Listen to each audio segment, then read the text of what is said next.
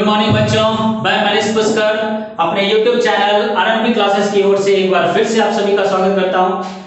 पिछले क्लास में हमने पढ़ा था गैल्वेनिक सेल या वोल्टिक सेल के बारे में और उसमें बताए थे कि उसमें एक प्रॉब्लम होता है, एक समस्या ये होता है कि जैसे जैसे इसके विलयन में इलेक्ट्रोलाइट में पॉजिटिव चार्ज का कंसंट्रेशन बढ़ता है, इलेक्ट्रॉन का फ्लो रुक जाता है और इलेक्ट्रॉन के फ्लो रुकने से करंट का फ्लो बंद हो जाता है।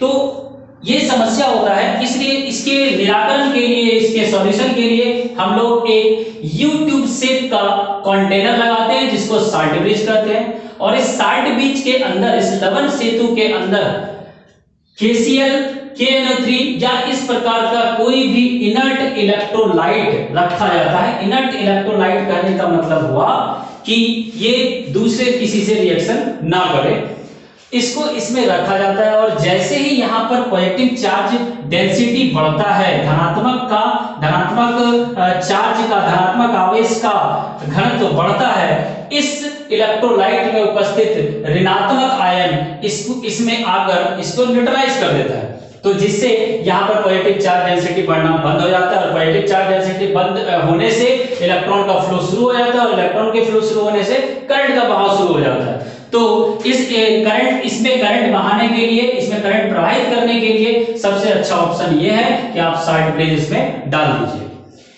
ये सेल, गैल्वेनिक सेल या वोल्टिक सेल के बारे में हम लोग पढ़े और इसका ये एक डायग्राम है, लेकिन बार बार इस सेल के डायग्राम को बनाना पॉसिबल नहीं है, तो हम लोग देखते हैं कि किस तरह शॉर्टकट वे में सेल डायग्राम को बनाया जाता है और उस सेल डायग्राम से सेल रिएक्शन के बारे में कैसे हम लोग इवेलुएट करते हैं।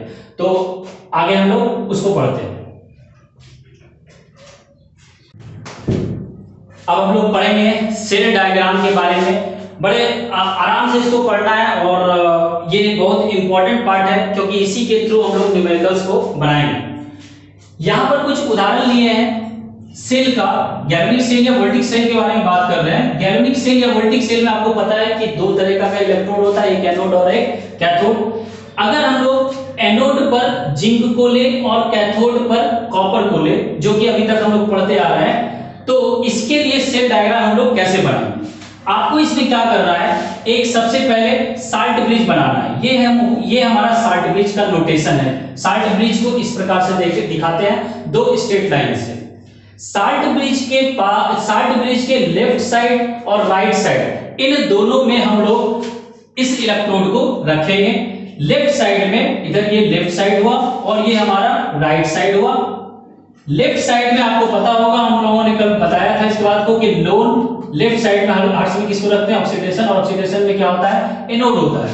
तो लेफ्ट साइड में हम लोगों को एनोड पार्ट को रखना है। तो अगर इस एग्जांपल का बात करें तो इसके लेफ्ट साइड में हमारा क्या है, जिंक है, तो यहां पर निश्चित रूप से जिंक मेटल आएगा और राइट साइड में हम लोग किसको रखेंगे, कॉपर को रखेंगे। एक बात और ध्यान रखना है यहाँ पर कि इस फॉर्मूला को और आपको याद रखना है कि लेफ्ट में क्या होता है, ऑक्सीडेशन होता है, ऑक्सीकरण होता है। इसका मतलब जिंक का क्या करना है, हमको ऑक्सीकरण करना है।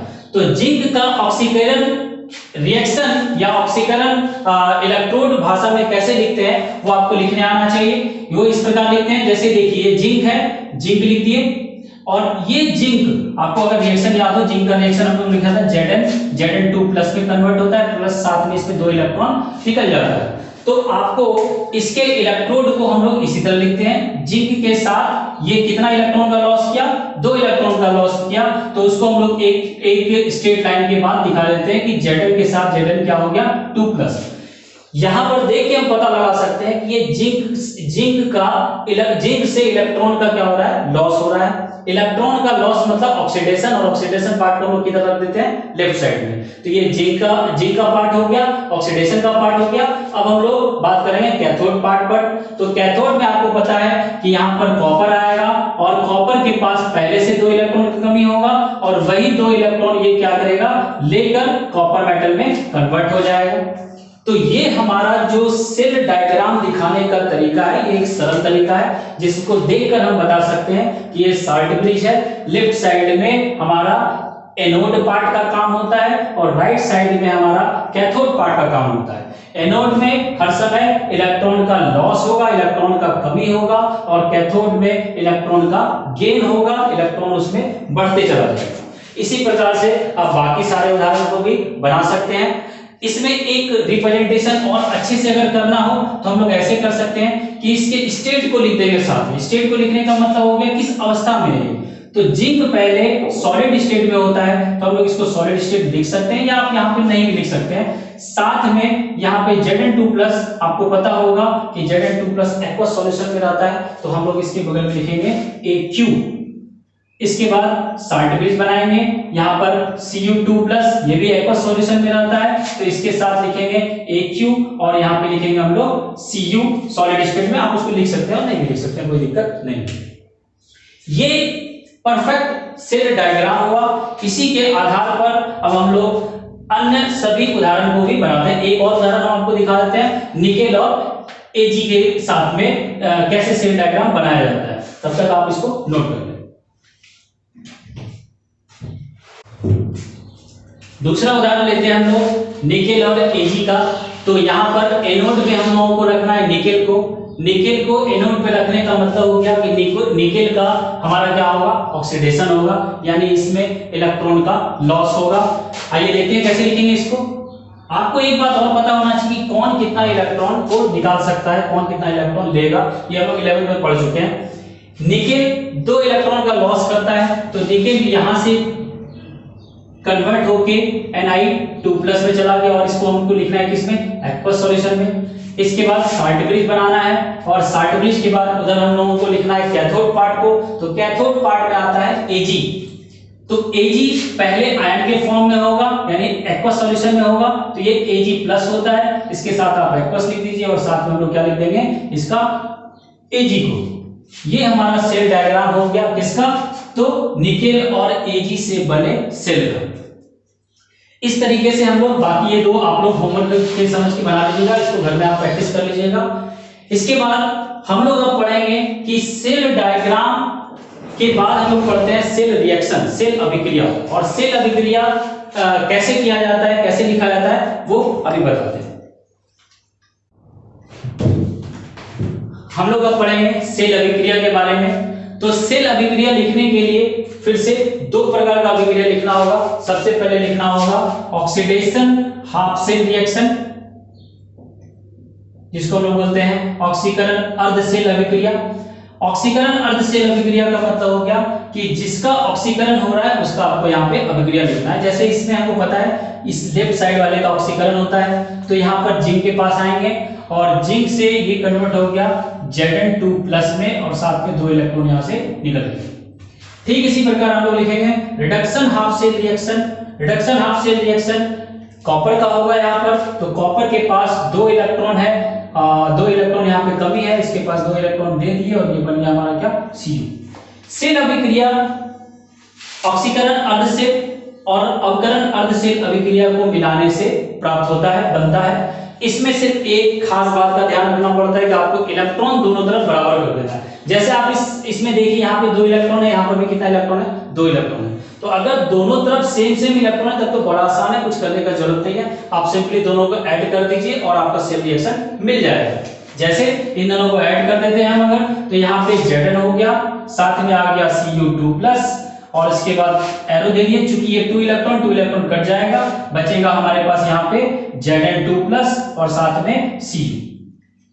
ये जो अभिक्रिया हुआ, इसी अभिक्रिया का हम लोग कहते हैं सेल अभिक्रिया। बड़ा आसान है, इसमें कोई दिक्कत नहीं होना चाहिए। तो सेल अभिक्रिया ये किसका हो गया, सेल अभिक्रिया हुआ ये उस गैल्वेनिक सेल में, उस गैल्वेनिक सेल का जिसका एनोड पर जिंक है और कैथोड पर कॉपर है। अब हम लोग एक और एग्जांपल ले लेते हैं जिसमें इलेक्ट्रॉन का संख्या बराबर ना हो, फिर कैसे इसको सॉल्व करते हैं। एक अगला उदाहरण लिए जिसमें एनोड पर निकेल है और कैथोड पर Ag उपस्थित है। अब इसका रिएक्शन देखते हैं। तो सबसे पहले ऑक्सीडेशन हाफ सेल रिएक्शन लिखेंगे। ऑक्सीडेशन यहां पर निकेल का हो रहा है, इसका रिएक्शन देखिए, निकेल आयन में बदल रहा है और 2 इलेक्ट्रॉन यहां से निकाल रहा है।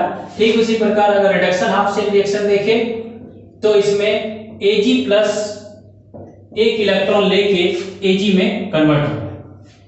यहां पे एक समस्या है कि इसके पास 2 इलेक्ट्रॉन है और इसके पास 1 इलेक्ट्रॉन है, और अभी बताए थे सेल रिएक्शन लिखने के लिए दोनों जगह इलेक्ट्रॉन का संख्या बराबर होना चाहिए। हम लोग क्या करेंगे, दोनों जगह इलेक्ट्रॉन का संख्या बराबर कर देंगे। इसके लिए इस रिडक्शन ऑफ सेल रिएक्शन में अगर 2 से मल्टीप्लाई कर दिया जाए तो यहां पर भी 2 इलेक्ट्रॉन हो जाएगा और यहां पर भी 2 इलेक्ट्रॉन हो जाएगा। तो इसलिए हम लोग क्या करते हैं, इस दूसरे रिएक्शन में 2 से मल्टीप्लाई कर देते हैं। जैसे ही मल्टीप्लाई करेंगे तो ये रिएक्शन चेंज हो जाएगा और ये लिखाएगा 2Ag प्लस 2 इलेक्ट्रॉन, ये गिव्स 2Ag। अब इस रिएक्शन और इस रिएक्शन को ऐड कर देंगे तो हमारा सेल रिएक्शन मिल जाएगा। अब देखिए लेफ्ट साइड में आएगा निकेल, साथ में 2Ag प्लस, और ये 2 इलेक्ट्रॉन तो कट जाएगा, बच गया हमारा निकेल आयन और साथ में प्लस 2Ag। तो ये एक सेल रिएक्शन, ऐसा सेल रिएक्शन है जो उस प्रकार के गैल्वेनिक सेल का है जिसमें निकेल जो है एनोड की तरह यूज हो रहा है और Ag जो है वो कैथोड की तरह यूज हो रहा है। तो आपको ये बड़े अच्छे से आना चाहिए कि कैसे हम लोग सेल डायग्राम को देखकर सेल रिएक्शन लिखते हैं। फिर हम लोग अब इसमें पढ़ेंगे कि सेल रिएक्शन देख के कैसे हम लोग सेल डायग्राम में कन्वर्ट करते हैं। कुछ एग्जांपल्स आप बना लीजिएगा, जो 4 एक उदाहरण दिए थे उसमें से चारों को आप बारी बारी से अपने घर में प्रैक्टिस कर लीजिएगा। हम लोग इसके बाद अगले क्लास में पढ़ेंगे पोटेंशियल के बारे में। पोटेंशियल मतलब इलेक्ट्रोड का पोटेंशियल क्या होता है, सेल का पोटेंशियल क्या होता है, स्टैंडर्ड इलेक्ट्रोड पोटेंशियल क्या होता है, और उसके बाद नेक्स्ट इक्वेशन पढ़ेंगे जिसके थ्रू न्यूमेरिकल्स एग्जाम में बहुत सारा आता है, तो हम लोग न्यूमेरिकल भी बनाएंगे। अगले वीडियो में मिलते हैं, धन्यवाद।